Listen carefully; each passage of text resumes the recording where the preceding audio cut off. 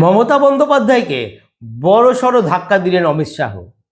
আর ভাইপোর দুর্গ দক্ষিণ 24 পরগনার মথুরাপুরে এসে এই ধাক্কা দিলেন অমিত শাহ।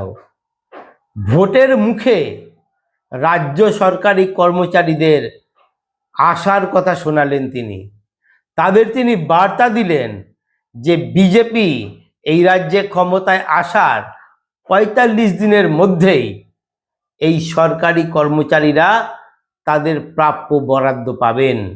তারা দীর্ঘদিন ধরে ভাতা নিয়ে যে আন্দোলন করছেন, সুপ্রিম কোর্ট রায় দিয়ে দিয়েছে রাজ্য সরকারকে সেটা মিটিয়ে দেওয়ার জন্য, সেটা নিয়েও যখন গড়িমসি চলছে, সেই সময় অমিত শাহ জানিয়ে দিলেন বিজেপি সরকারে এলে ৪৫ দিনের মধ্যে সপ্তম বেতন কমিশন অনুযায়ী তারা ভাতা পাবেন, তাদের বেতন পাবেন।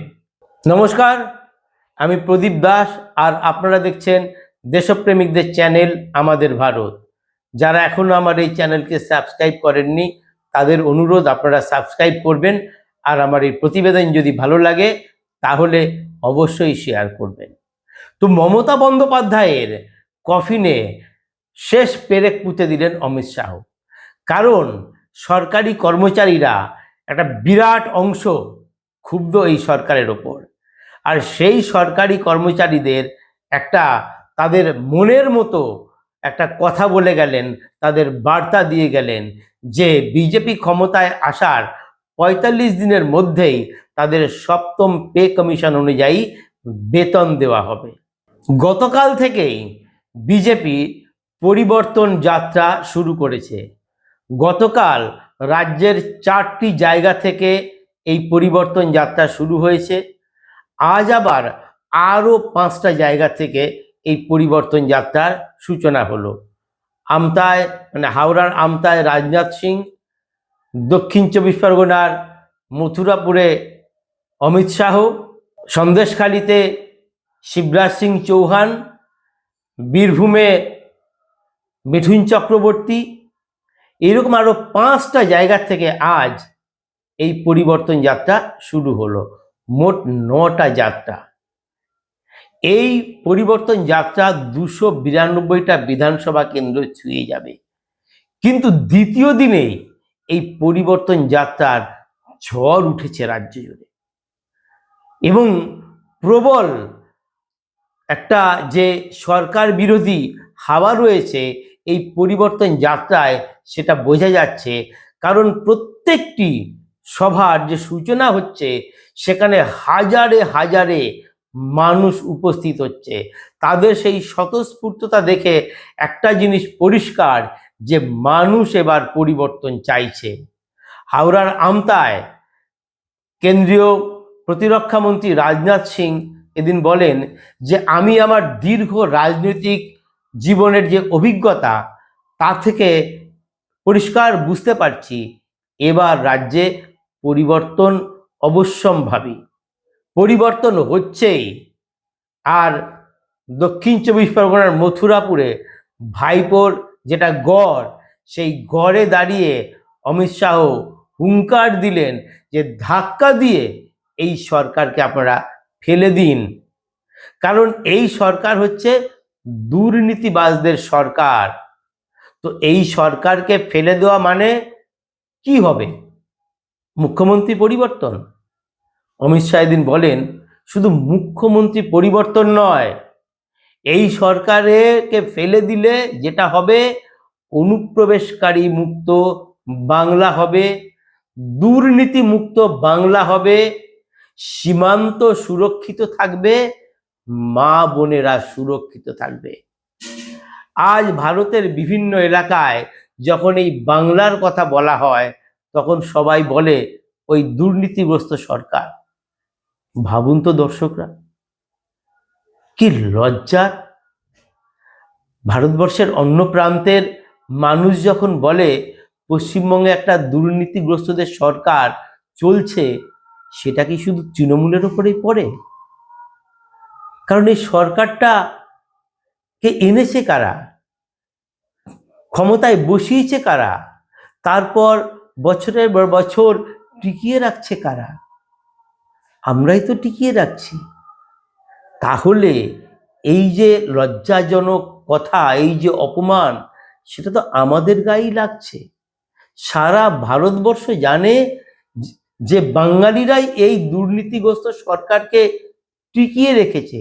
তাহলে পরোক্ষভাবে কি হচ্ছে? আমরাই কি সেই দুর্নীতিগ্রস্ত সরকারের দোসর হচ্ছি না? তো অমিত শাহ সেইটা আজ বলেছেন যে সারা দেশে এই বাংলার নাম হলে একটাই কথা বলে যে এখানে দুর্নীতিগ্রস্তদের সরকার, এখানে চোরেদের সরকার চলছে। তো বিজেপি যদি ক্ষমতায় আসে তাহলে এখানকার গুন্ডা রাজও শেষ করে দেওয়া হবে। তিনি বলেন এই গুন্ডাদের উল্টো করে ঝুলিয়ে তারপরে তাদের ঠেঙিয়ে সোজা করে দেওয়া হবে। বাংলায় একটা দুর্নীতি মুক্ত প্রশাসন গড়ে তুলতে হবে। এদিন তিনি মমতা বন্দ্যোপাধ্যায়ের এই যে সংখ্যালঘু তোষণ, এই সংখ্যালঘু তোষণ নিয়েও তিনি সরব হন। তিনি বলেন যে এই সরকার শুধু সংখ্যালঘুদের জন্যই কাজ করছে। এই সরকার এবার বাজেটে মাদ্রাসা শিক্ষার জন্যে 5,700 কোটি টাকা বরাদ্দ করেছে। আর সায়েন্স অ্যান্ড টেকনোলজি তার জন্য কত বরাদ্দ করেছে জানে? মাত্র 80 কোটি। তো এই মাদ্রাসায় কজন পড়াশোনা করে? আপামর বাঙালির ছেলে মেয়ে তো সেখানে পড়াশোনা করে না।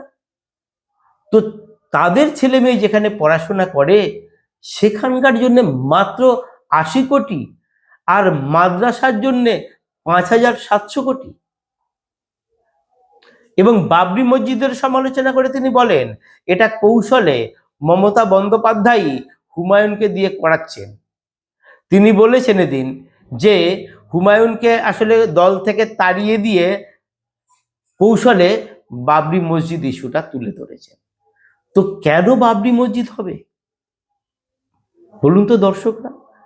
যে বাবর, আক্রমণকারী বাবর 550 বছর ধরে লড়াই করেছে হিন্দুরা সেই মন্দির পুনরুদ্ধার করতে, অযোধ্যার রাম মন্দির, যাকে ভেঙে বাবর বাবরি মসজিদ বানিয়েছিল। সেই 550 বছর ধরে আন্দোলন হয়েছে। তারপরে সুপ্রিম কোর্টের রায়ে হিন্দুরা সেখানে রাম মন্দির তৈরি করেছে। আর সেই আক্রমণকারীর নামে পশ্চিমবঙ্গে বাবরি মসজিদ তৈরি হবে। আর সেটা হতে দিচ্ছে কে? হতে দিচ্ছে এই তৃণমূল সরকার। এই যে তোষণমূলক যে রাজনীতি চলছে সেই তোষণেরই একটা অঙ্গ। কোনো বাধা পায়নি, একটাও মিটিংয়ে সে বাধা পায়নি। মিছিল হয়েছে, বাবরি যাত্রায় মিছিলে অনুমোদন পেয়েছে, এমনকি পরীক্ষা চলার সময় সেই মিছিল হয়েছে।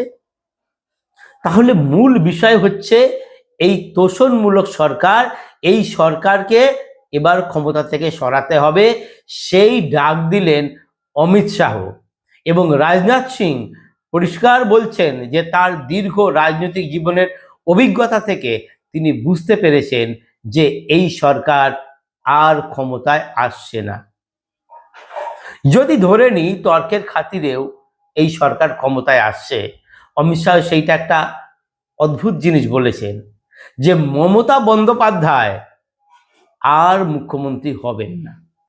এবার তৃণমূল যদি জেতে তাহলে ভাইপোর শাসন হবে, অর্থাৎ ভাইপো মুখ্যমন্ত্রী হবে। মমতা বন্দ্যোপাধ্যায় ভাইপোকে মুখ্যমন্ত্রী করার পরিকল্পনা করেছেন। আসলে সেই যে শুভেন্দু অধিকারী বলেন না, কালীঘাট কোম্পানি, তৃণমূল কংগ্রেস একটা হচ্ছে প্রাইভেট কোম্পানি। তো প্রাইভেট কোম্পানি সে এখন পিসির পর এবার ভাইপোর পালা। একটা পারিবারিক তন্ত্র চালু করতে চাইছেন মমতা বন্দ্যোপাধ্যায়। সেই বিষয়টা এদিন উল্লেখ করে তৃণমূলের যে সমস্ত নেতা কর্মী সমর্থক আছে তাদের উদ্দেশ্যেও একটা বার্তা দিলেন অমিত শাহ যে আপনারা শুধু পিসি ভাইপোর কোম্পানির জন্যেই খেটে মরছেন। অমিত শাহ অবশ্য এদিন হিন্দু শরণার্থী বিশেষ করে মতুয়া সম্প্রদায়ের মানুষকেও জানিয়ে গেছেন যে তাদের আজকে যে ভোটার তালিকা থেকে নাম বাদ যাওয়ার জন্য তৃণমূল পেছন থেকে মতুয়াদের উস্কে দিয়ে যে আন্দোলন করছে তার বিরুদ্ধে বার্তা দিয়ে বলেছেন যে তাদের এই দশার জন্যে মমতা বন্দ্যোপাধ্যায় দায়ী। মমতা বন্দ্যোপাধ্যায় সিএ এর বিরোধিতা করেছে, সিএ এখানে লাগু হতে দেয়নি প্রথমে, তার জন্য তারা আবেদন করতে পারেনি। তো সিএতে যদি তারা আবেদন করতেন তাহলে তারা আজ নাগরিকত্ব পেয়ে যেতেন।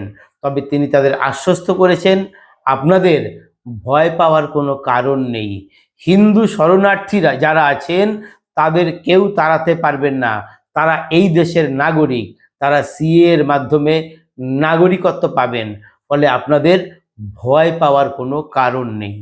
তো সব মিলিয়ে আজ অমিত শাহ যে প্রচারের ঝড় তুলে দিয়ে গেলেন, মমতা বন্দ্যোপাধ্যায়কে একেবারে মারাত্মক আঘাত দিয়ে গেলেন, যে সরকারি কর্মচারীদের বেতনের বিষয়টা তিনি বলে দিলেন যে বিজেপি ক্ষমতায় এলে ৪৫ দিনের মধ্যে সপ্তম পে কমিশন এখানে চালু হয়ে যাবে। এটা মমতা বন্দ্যোপাধ্যায়ের কাছে একটা বড় আঘাত, কারণ সুপ্রিম কোর্ট যতই বলুক যে ডিএ দিয়ে দিতে হবে, সেই ডিএ দিতেই সরকার হিমশিম খেয়ে যাচ্ছে, কারণ এখনো দিতে পারেনি এবং দেবে বলেও মনে করছেন না কেউ, কারণ শেষ মুহূর্তে কোনো না কোনো বাহানায় আবার তারা সুপ্রিম কোর্টে চলে যাবে। তো এই অবস্থায় অমিত শাহ আজকে মাস্টার স্ট্রোক দিয়ে গেলেন। এখন এটা মমতা কিভাবে সামলান সেটাই দেখার। নমস্কার।